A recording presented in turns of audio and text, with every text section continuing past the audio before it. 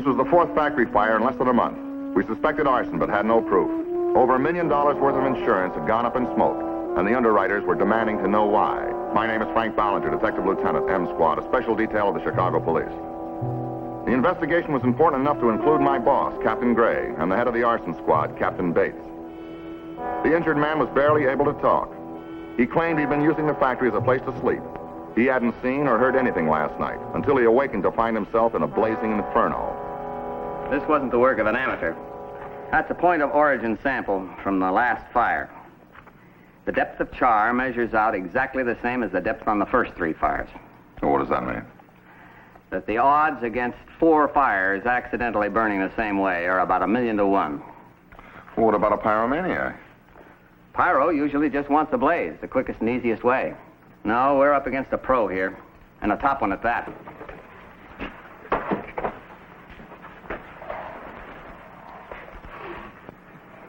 We've been working on the premise that these fires have been caused by a combination of chemicals. We're still guessing as to what they are, but test formula number 39 seems to come pretty close. Go ahead, Wally.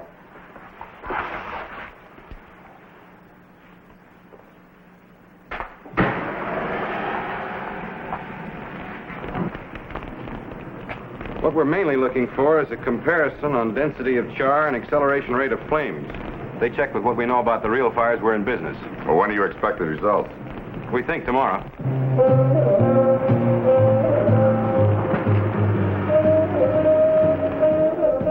The comparisons checked. 7 chemicals with sodium hyposulfite as the base. They had been combined into an incendiary formula. The lab boys had come up with the answer to how. Now it was up to us to find out who. We spent the rest of the day and most of the night checking the files of known arsonists. We ended up with a list of 5 possibles, men who were clever enough to work out a method like this one. I got started on the list early next morning. My first stop was Harry Crowell, ex-arsonist, now a cab driver. He claimed the company records would alibi him. They did. The third name on the list was one I knew, Vince Cronin. Current declared occupation, photographer. Hello, Vince. It's been a long time. Just finishing a layout, Lieutenant. Sort of relaxing. Come on.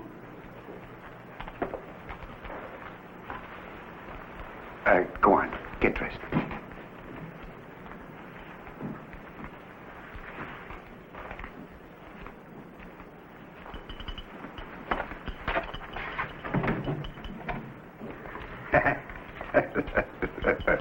Huh?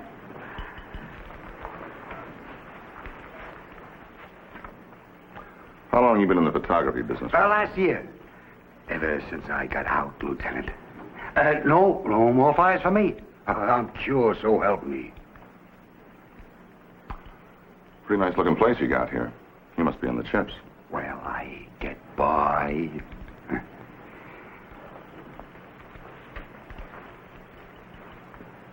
What kind of pictures do you take? Oh, models, mostly. You know, it's quite a blast, huh? Getting paid for taking pictures of beautiful dames. it's quite all right, huh? What's in there? The top room. Would you like to go in? Go ahead. Go on.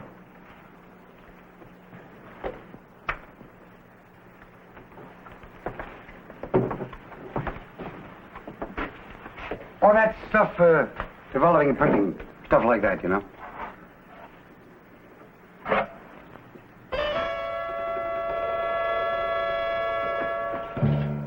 You use much of this stuff? Don't do that much business. Stuff's been laying around there for months.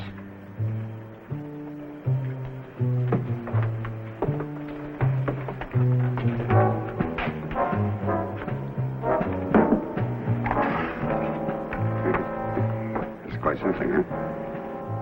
Would you like to meet her? I can fix it for you. You can fix what for me? I suppose a guy like you don't have much trouble with the dames, huh?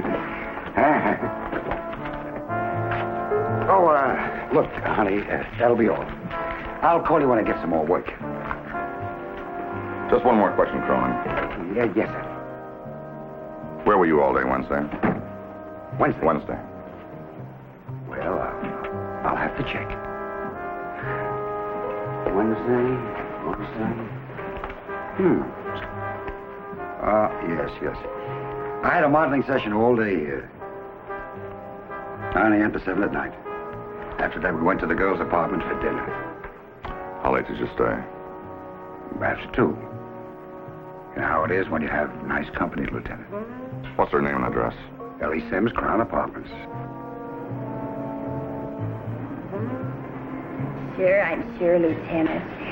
It's 2:20 when Vince left here. You see quite a bit of Cronin, don't you, Miss Sims? I mean, socially. Why not? I was just wondering what a girl like you could see in such A creep? It's a pretty fair description. For a cop, you sound pretty square. Okay, so I got looks. But Vince has money. We both know what we want, so we're good for each other. There's a spot back here I can never reach. Well, why don't you quit before you get burned?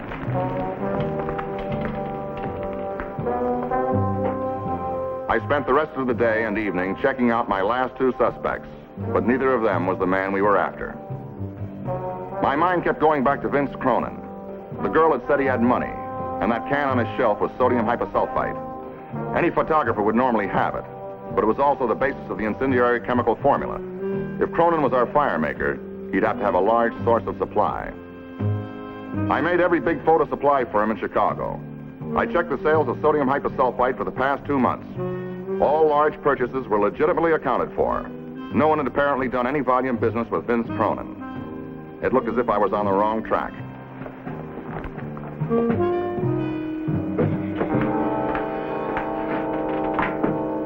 Vince, something's come up. I'm scared. I've got to talk to you.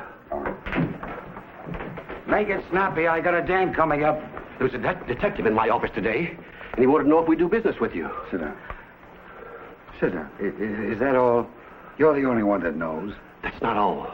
Sodium hyposulfite. He wanted invoices on all that we've sold for the last 2 months. Well, you took care of the invoices, didn't you?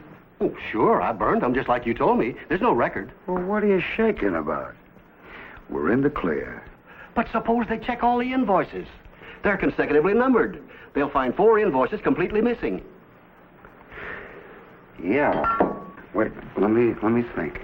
I've never been arrested, Vince. If they question me, I'll crack you. I wouldn't be... Look, that detective. Was his name Ballinger? Yes, Lieutenant Frank Ballinger. And the way he looked at me, I think he already knew. Look, they haven't proved a thing yet. We're not giving them a chance to. Look, the 60 pounds I wanted for next week. Bring it tomorrow. Tomorrow? While they're still checking? I can't do it, Vince. Don't say no to me. Look, you like the money fine, didn't you? You don't want to spend the rest of your life in stir. No. All right. 60 pounds. Tomorrow.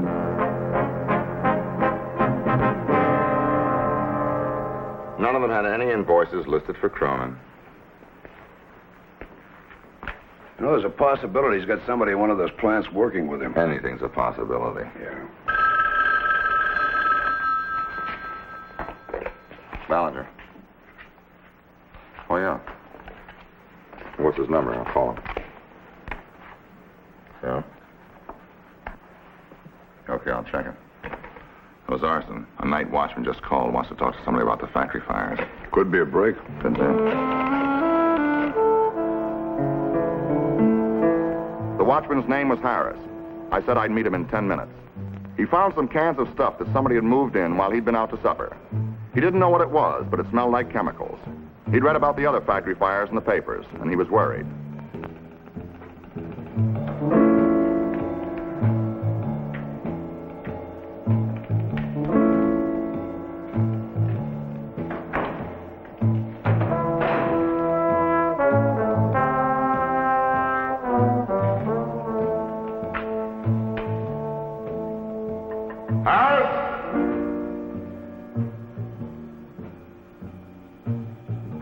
Lieutenant Ballinger. Use the freight elevator on the left. I'm clocking in on the 3rd floor.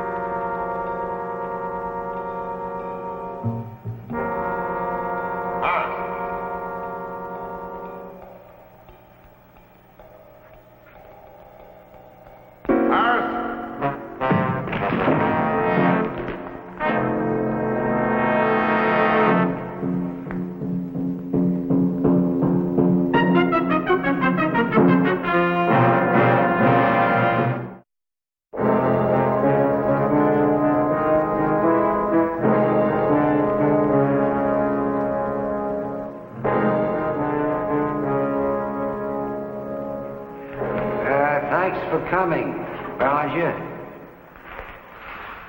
You see, we won't need these handcuff keys anymore. Cronin. Look, don't exert yourself. You got a pretty bad bump on that head of yours.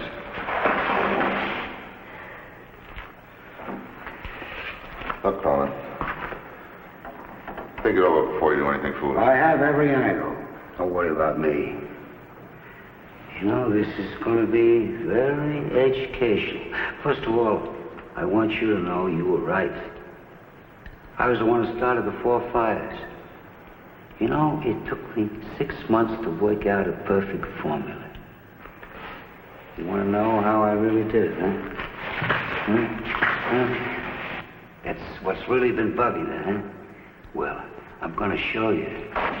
It won't do you any good. But why? Why worry about that now, huh? Why worry about that now, huh?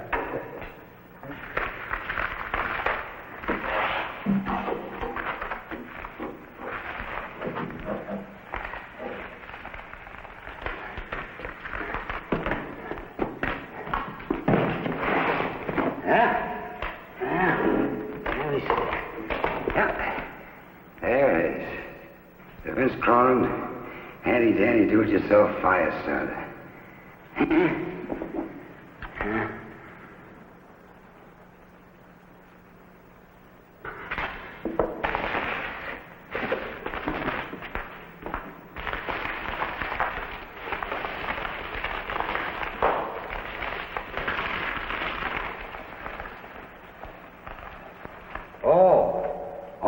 I gotta give you credit for one thing, Lieutenant. Checking the purchases of sodium hyposulfite. Oh, you were getting close. Only it would have been better if you hadn't been so smart.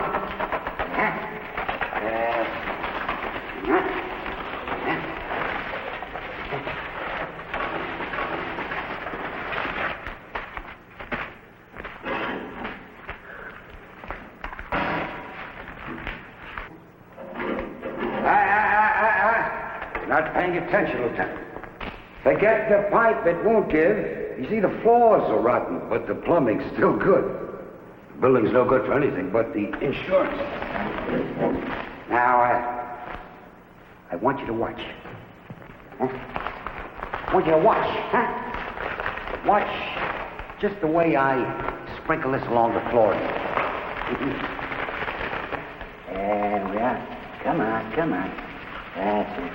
You see, Lieutenant, I got this worked out to a science. I got news for you, Cronin. The arson boys know all about it. They got your whole technique worked out.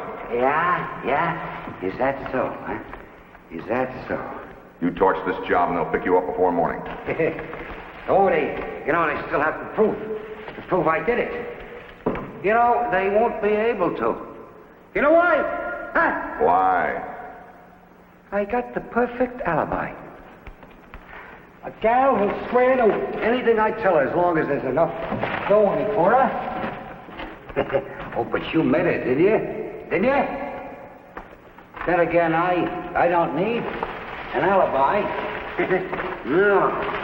I won't be here when it blows up. Yeah.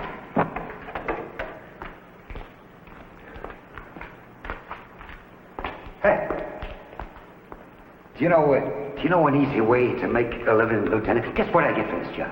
You pull it off, you'll get the chair. I get $10,000 cash. Net. No taxes. It's pretty good for one night's work, eh? Right?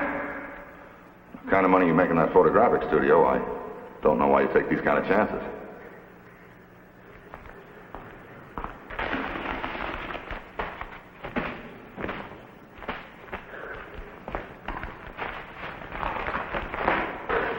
You know, everything I made in those 4 fires, hey, would you believe it? I'm broke.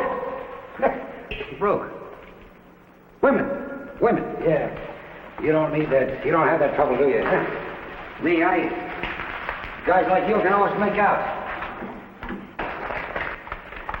But me, I gotta Sprinkle that green stuff around like confetti before it.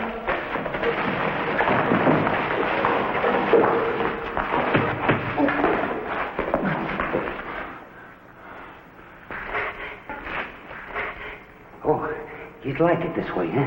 Nice and fast. No, I got a better way for you. Much better way. Much better way.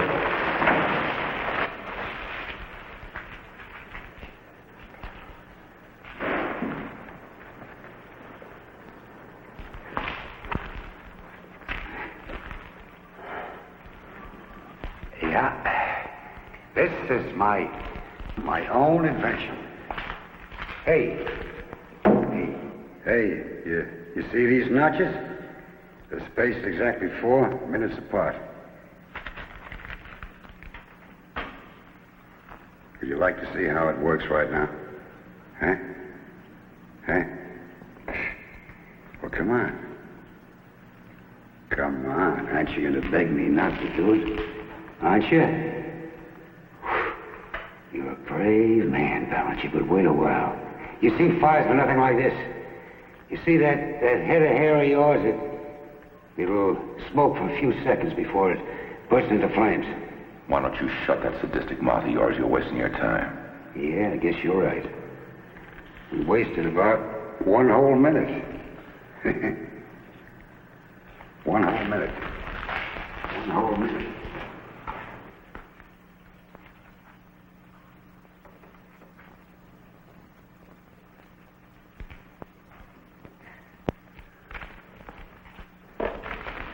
About 10 more minutes, Ballinger. Now keep your eyes on that candle. You see, when it reaches the floor, the powder trails ignite. That's it. That's when the fun really starts.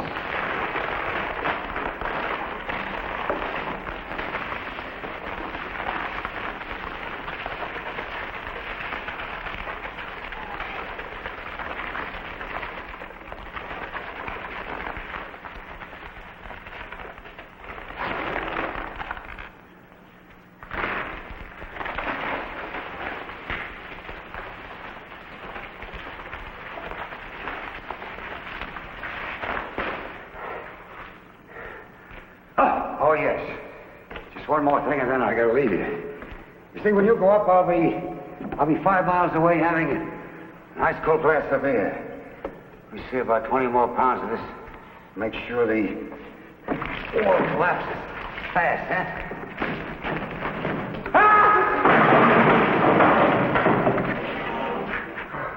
Cronin?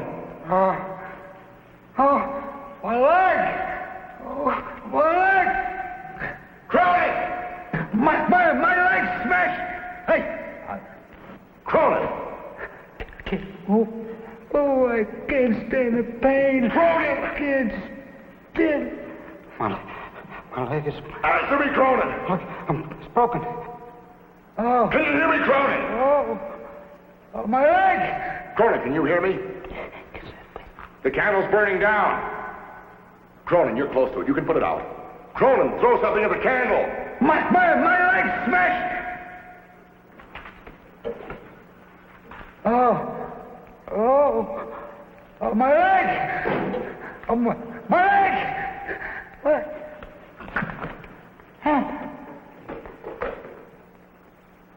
Cronin, there's only 6 minutes left on the candle.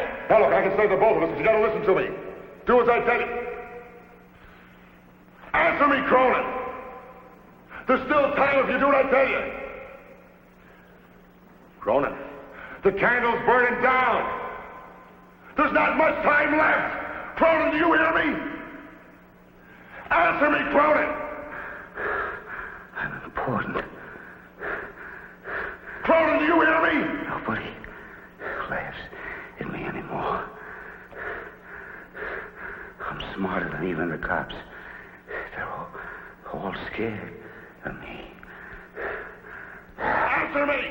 I'm important. Cronin! Cronin, answer me! My leg. Pain! Oh! Hey, now listen to me, Cronin. There's only about 4 minutes left on that candle. We're gonna die. My gun, you got it in your pocket. Now you gotta toss it over to me. But you shoot me. You'd shoot me. What would I gain? It's the handcuffs, don't you understand? To shoot the handcuffs off. Handcuffs? I'll be able to get to the candle before it burns down to the powder. You wouldn't save me. You'd save yourself, wouldn't you? But you'd let me die. You gotta trust me, it's your only chance. The candle will burn down in a couple of minutes. That's all we got left. Come on, you got to. All right. Come on, get it out. All right. I can't. Try.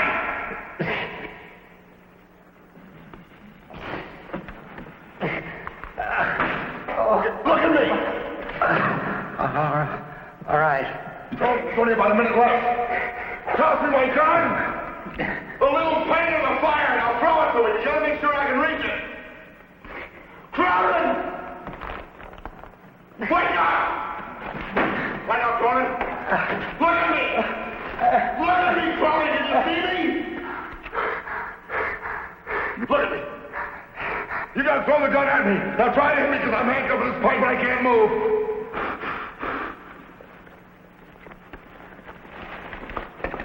Cronin!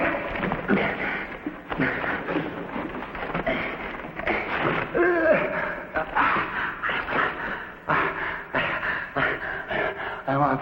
Come on, Cronin, toss it! Now, Cronin!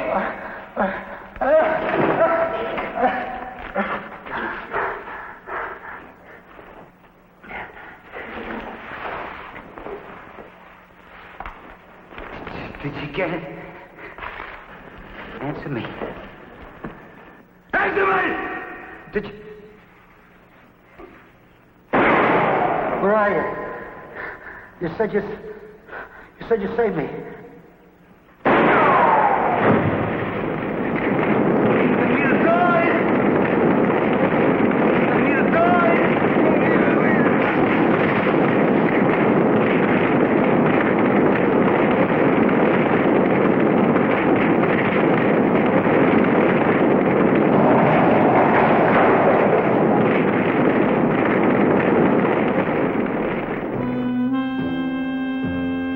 Vince Cronin was sentenced to life in prison. Before he faced the Chicago court, he implicated the men who had hired him and the clerk who had supplied him with the chemicals.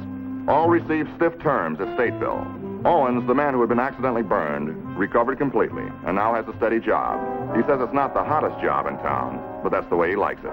And I think I know just what he means.